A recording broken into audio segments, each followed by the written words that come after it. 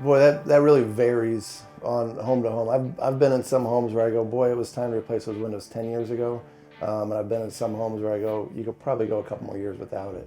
Generally, what you're looking for is you're looking for the loss of seal, whether that's seal between sashes and you're getting air infiltration around your sash, it's a loss of a seal between your glass and you've lost some argon gas in it, or it's just general age. Window technology is not a stable thing, right? They're always changing and advancing what they can do with windows, right? Think about the windows that were being put in houses 60, 70 years ago versus windows today, okay?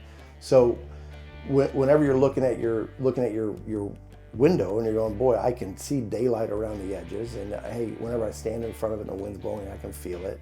I can't see out of it because my glass is fogged up or fogged over. Or, you know, hey, I'm gonna be in the house another 20 years and these are 20-year-old windows. You know, those are great times to go, boy, I probably need to look at replacing windows. And this is one thing that I talk to homeowners about a lot is they'll say, I have one window that I need to replace. Well, you have one window that's causing you a problem, right, that you have noticed. But all the other windows, if they're at the same age, we can assume that the same fail points are going to happen at least on that elevation, right? Maybe another elevation with less sun, less moisture on it, maybe those windows last a little bit longer. But a lot of times we're going to look at, well, if this window has failed, the window next to it probably has failed too. You know, let's make some sense here and let's look at doing all of this at one time. The best thing you can do when you're looking at replacing windows is get windows that are going to fit into the openings that you have, right? If we're looking at this from a price point option, right? We're looking at maximizing the dollars invested today for a return tomorrow from retaining energy in the home or keeping energy from coming into the home, right? And that's the purpose of the window.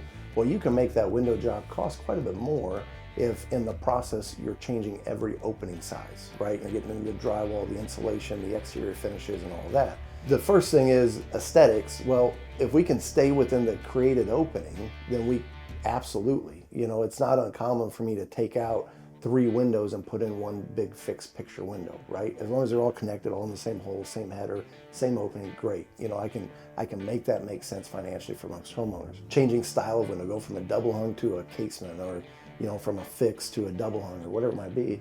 A lot of it's going to come down to, can I get the window manufactured in the size and functionality that homeowner is asking me for?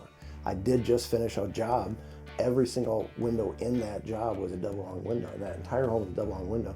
We replaced all 23 windows with casements, right?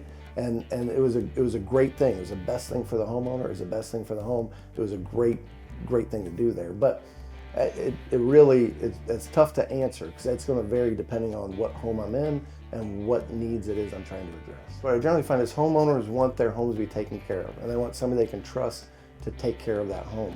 They want somebody that has the knowledge, that has the experience, and has the product that they need to solve their problem. So as long as you take the time to listen, ask questions, learn what their goals are, then you can present to them a product and a solution that's going to meet them, right? Now, we generally try and find, you know, we generally find that if I can do 4 windows minimum at a time, that is the best scenario for both the homeowner and us. You know, just from a cost standpoint, we're generally trying to not just replace windows for the sake of replacing windows. If only one needs to be replaced, hey, only one window needs to be replaced. But if no windows in the home have been replaced ever, you know, generally we're saying, okay, if I'm doing this one, financially it's going to make sense to do these other 3. And by talking, having conversations, being upfront and being transparent, difficult homeowners really aren't something that we interact with, aren't something that we have to deal with.